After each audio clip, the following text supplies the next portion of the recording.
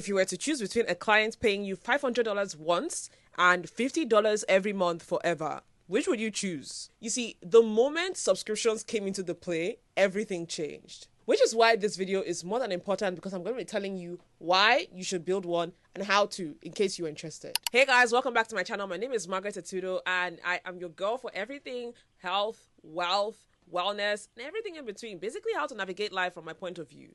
This channel is not a niche channel. So if you're looking for someone who talks about just health or wealth or entrepreneurship, this place is sincerely not for you. This is a place where I am sharing my knowledge as I acquire it and understand it and interpret it in this life. So if you know that you will want to hear my perspective, you have watched a couple of my videos or see me somewhere and you want to know more about what I know in this my big head, this place is for you and I suggest you hit the subscribe button. With that, let's head to the video. In case you didn't already know, subscriptions win because one-time sales suck. In the sense that if someone gives you $1, $1, £1 for something and they walk away, the chances of you getting them back is slim compared to someone who's going to pay you $1, £1, or any sort of currency per month. Which means every single month they come back. Just like we have Netflix, we have Amazon Prime, and so many more. So you see, with subscriptions, you can actually forecast your income. You can be able to say, this is the amount of money I'm expecting to make in a year, in 6 months.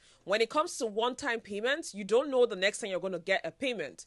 Recurring income is not just subscription, which is why when you have a salary, you have some sort of stability because you know that every month this amount of money comes. That's like a subscription that your employer has and you're subscribed to, only that this time you're the one who's getting paid, right? You're not getting debited. That's like, picture that in your head. So now there are 3 fundamentals I want you to understand when it comes to subscription revenue, subscription incomes, a subscription-based business. The first one is retention is greater than acquisition. In the sense that in this case, it's more important to us when we retain clients, when we retain customers, than when we acquire them. I know that in business, you'll be hearing that, oh, you should run ads and you should look at the cost per lead. How much is it costing you to get one lead or one potential buyer or one customer, right? But in subscription-based business, you're not really looking at that. You're looking at when you do get these people, do they stay? Because if you're getting a lot of people and they're not staying, it doesn't matter. At the end of the day, you're going to keep on spending so much money to try and get people who are not even going to make you money. So you're in a loss. That's why retention is more important than acquisition. The next thing that is very important is you have to deliver consistent value.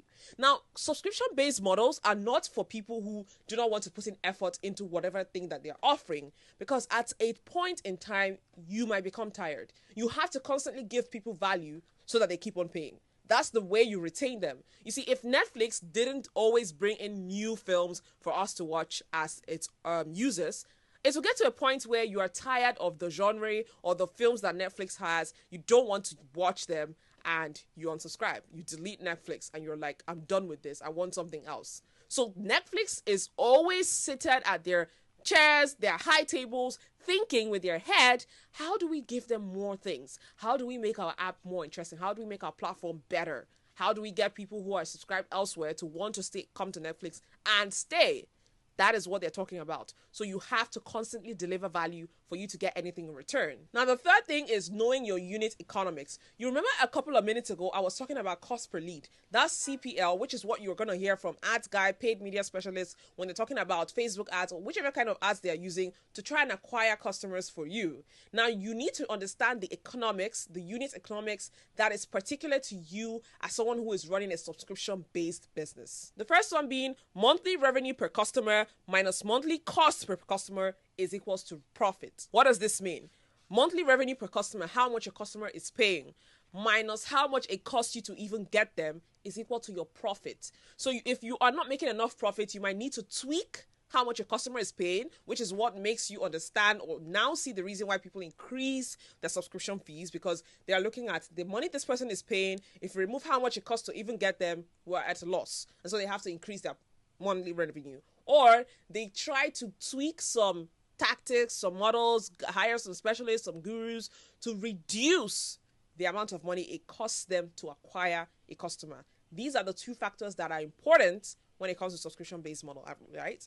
Another thing you want to understand is that this number is very important. If you are charging $50 per month for a subscription and it costs you $15 per month to serve that person or to get that person. We're not just talking about ads. We're talking about how much you're going to put in. What are you going to put in? Are you going to hire some other extra people to, work in your community and all of that? So you have to factor it in, divided by the amount of members you have.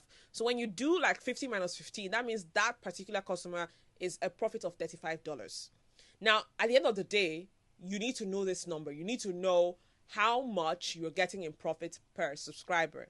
Because if you do not know, you wouldn't know how much effort you're to put, what you should remove, what you should improve on, and at the end of the day, you are making a loss. Your subscription-based business will grow cold and die a very painful death. Now, when we're talking about subscription mistakes, we want to look at things that you should avoid. If you think a one-time launch is enough, it's not. You have to constantly keep on talking about your subscription-based business. Whether it's a community, it's an app, it's a platform, whatever it is. People need to keep on seeing it. If big brands like Netflix are still running ads, who are you to think that because you have already gotten 100 subscribers, that's okay, that you're somehow going to keep on growing? Hello? Who knows you? 100 people isn't a big deal compared to giants in this industry. So you need to constantly have that budget for running ads and keep on doing it. You should also ensure that you do not ignore when people unsubscribe from your platform. You should know how you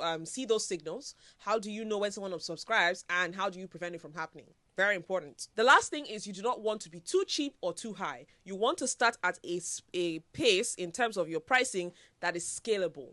If you're too cheap, it's going to take you a long time before you break even. And before that happens, you might have already run down the business because you don't have any money to run it anymore. And if you're too expensive, well, you know how that goes. People aren't going to subscribe. It's plain simple. And that is a failed business from the start. So now, what do? You have to think about a skill. If you want to run a subscription-based business, you have to think about something you can constantly deliver without running out of ideas or things to say or things to do or things to create.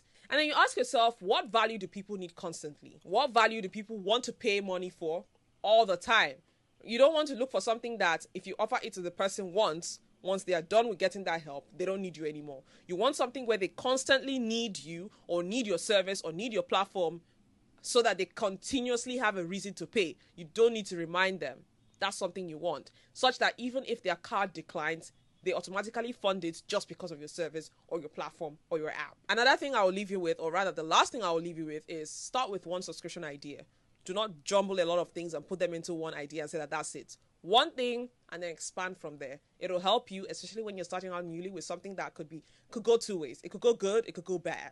That's just how subscription-based businesses are.